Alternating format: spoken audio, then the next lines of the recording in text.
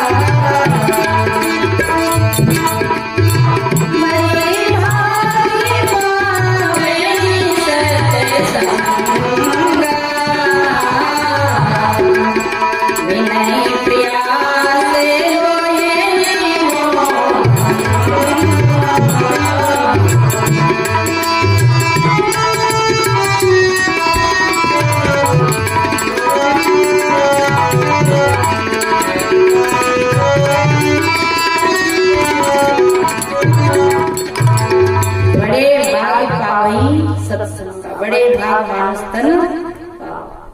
तो सज्जनों एक प्रश्न अनुसार कोई बात याद आ गई।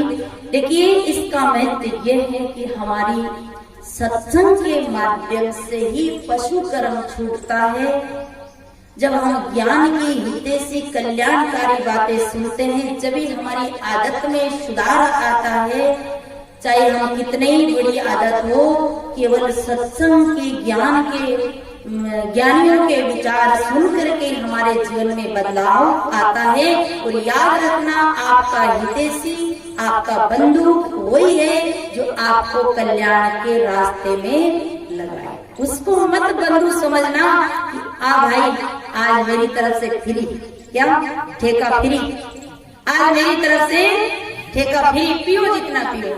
4 दिन पिला देगा प्रेम से, बड़े श्रद्धा से पिलाएगा। 4 दिन, 8 दिन पिला देगा, साल भर पिला देगा। और जब आपकी आदत बिगड़ेगी तब कहेगा अच्छा हुआ मेरा मित्र बन गया, ये है मेरा बंधु, ये है मेरा हितैषी।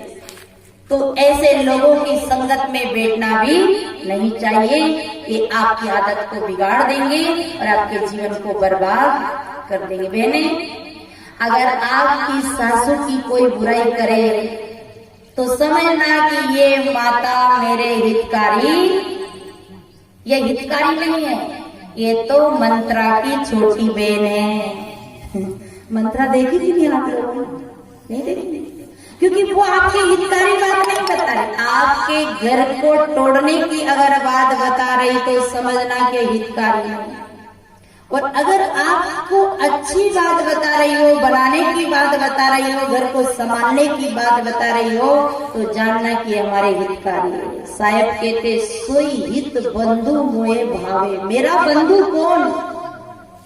सज्जनों, उन पवित्र आत्माओं से, उन ज्ञानियों से रिश्ता बनाइए जो जिसका एक बार रिश्ता बन गया तो वो रिश्ता कभी छूटता नहीं। ये संसार के रिश्ते मोह के होते हैं, लोभ से बनते हैं, राग से बनते हैं, पर ज्ञानियों का रिश्ता निस्वार्थ भाव से बनता है और वहाँ हमारा बहुत बड़ा कल्याण छुपा हुआ है।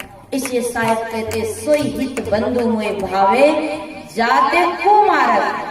कुमार्ग पे जाने वाले को सतमार्ग में लगावे, वही हमारा कर्म है। सो सयान मार्ग रह जाई, वो सयान है जो उस मार्ग में रह जाता। मार्ग मतलब रास्ता।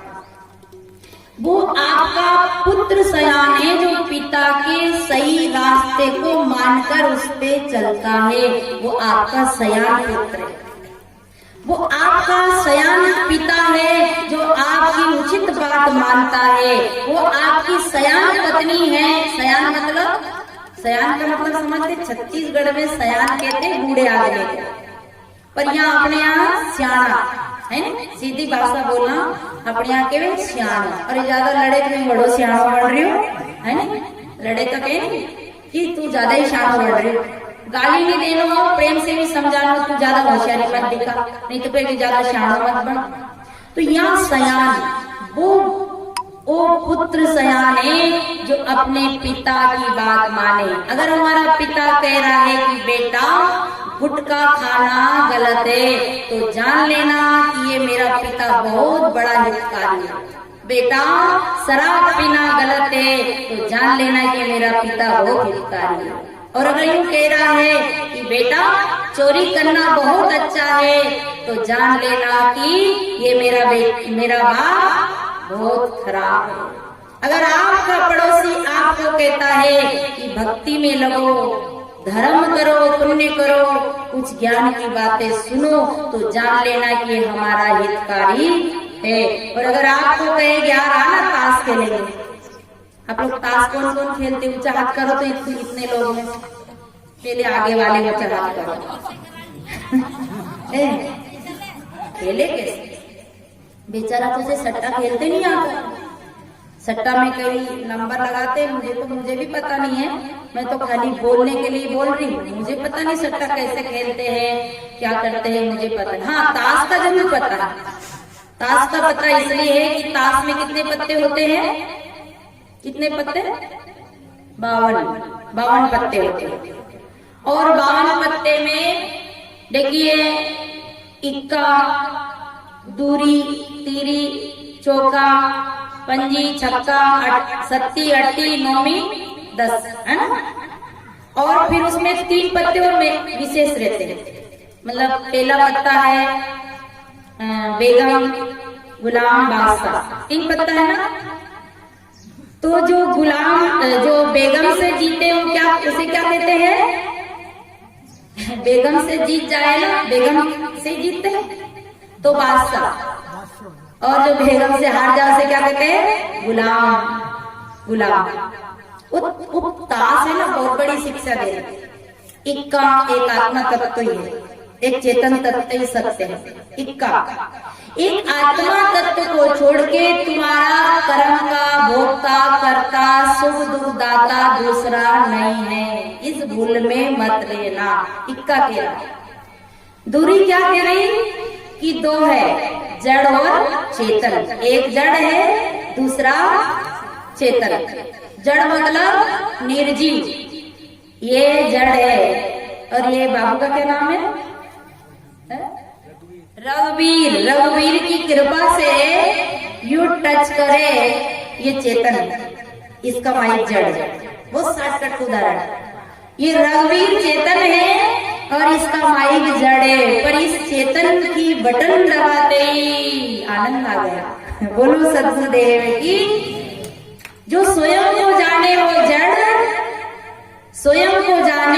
स्वयं को जाने वो चेतन, दूसरे को जाने वो चेतन, स्वयं को भी जाने और दूसरे को भी जाने वो चेतन, और स्वयं को भी नहीं जाने और दूसरे को भी नहीं जाने वो जड़। ये माइक स्वयं को नहीं जानता, ये हारमोनियम स्वयं को नहीं जानती, ये टेंट पंडाल स्वयं को नहीं जानता, पर इसके बनाने वाला, इसको लगाने वाला, इसकी सेटिंग करने वाला चेतन, ये दो है।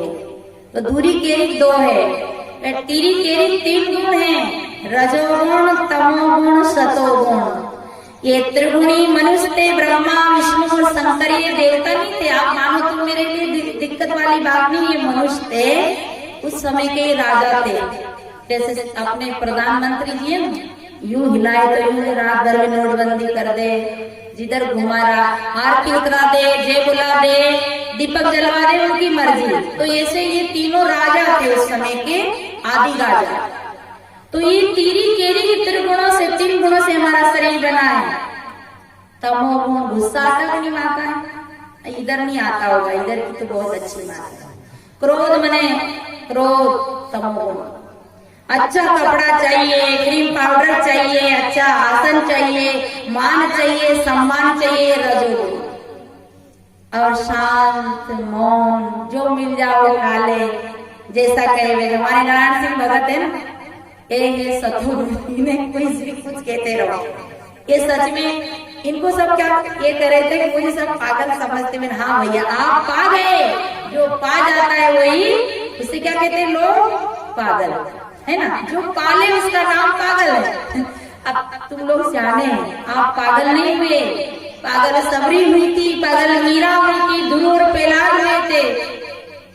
तो सतोगुण जब आ जाए आपका, अभी आपके अंदर शतोगुण आया कि हमारे गांव में सत्संग हो, भंडारा हो, माताएं बेचारी गौ में कर रही भाग भाग के, और भाई लोग हमारे भैया लोग बेचारे छोटे छोटे भाई लोग चंदा उगा रहे, सब कर रहे, दौड़ भागे। है क्या सतोगुण? हम सब कहाँ बैठे अभी? अब हम सब सतोगुण में बैठे, सबके अंदर शतोगुण है। एक ही लक्ष्य, क्या बात मिल जाए काम की, कौन सी बात आ जाए। तो तीरी केरी तीन गुण, और चौका है ना। चौका मतलब चित्त, मन, बुद्धि और अहंकार, अंतःकरण की चार इंद्रियां हैं आपके अंदर। चित्त से चिंतन, मन से मनन, बुद्धि से निर्णय और अहंकार से करतूत। और चित्त मन बुद्धि से किए संस्कार अंदर टिकते। वो चौका कह रहा है कि तुम्हारे अंदर क्या है? सूक्ष्म इंद्रियां हैं चार। और पंजी क्या कह रही? 5 तत्वों का शरीर है। छिद जल पाव गगन समीरा, पंच रचित अदम शरीरा। ये 5 तत्व का शरीर है। और छक्का क्या कह रहा है? 5 तत्व से परे है।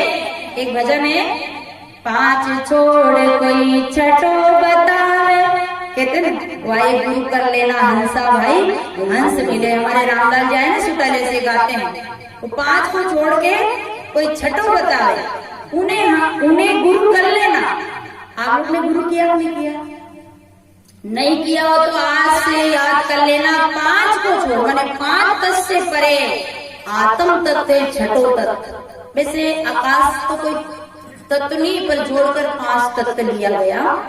तो 5 को छोड़कर कोई छठा आत्म तत्व की बात करे, आत्मा की बात करे, उन्हें गुरु बना लेना।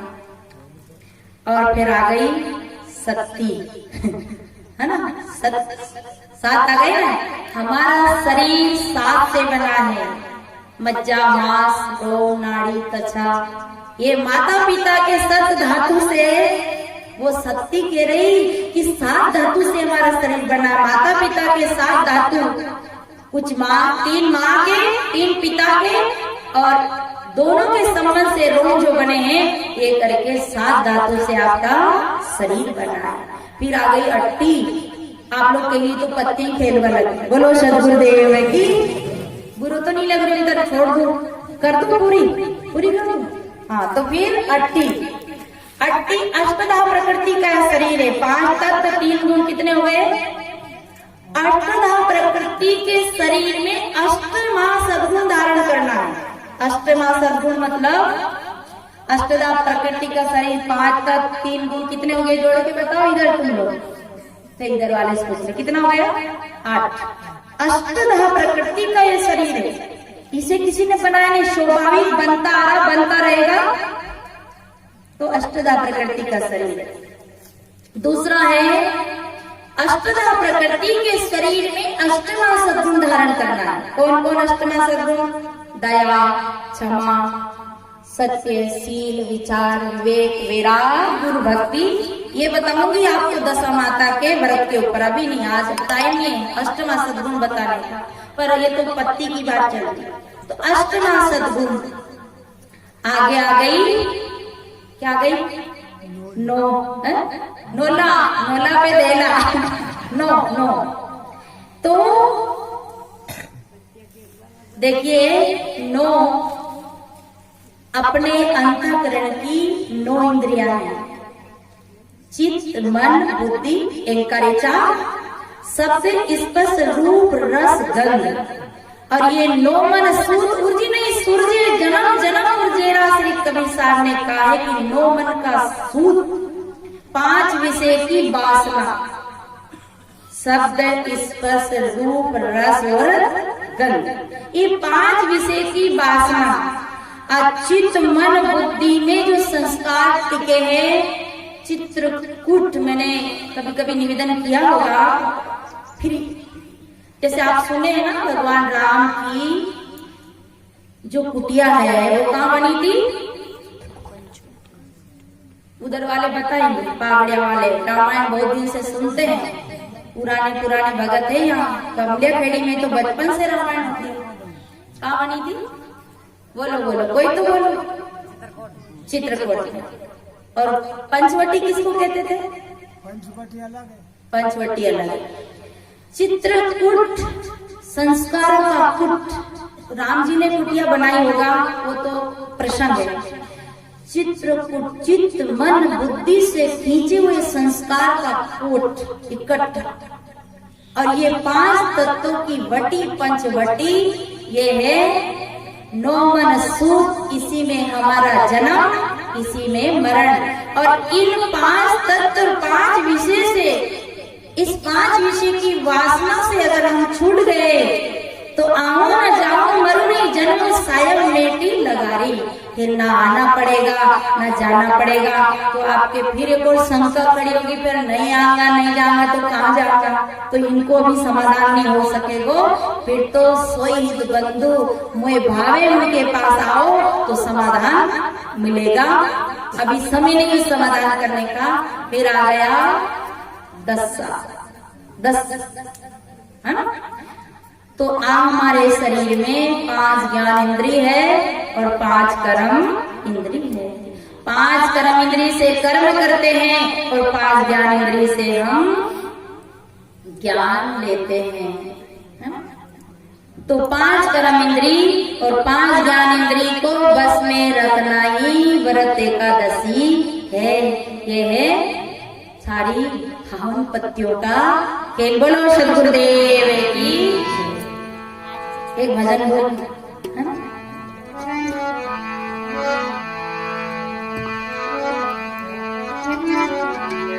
चेतन देव का चरणा में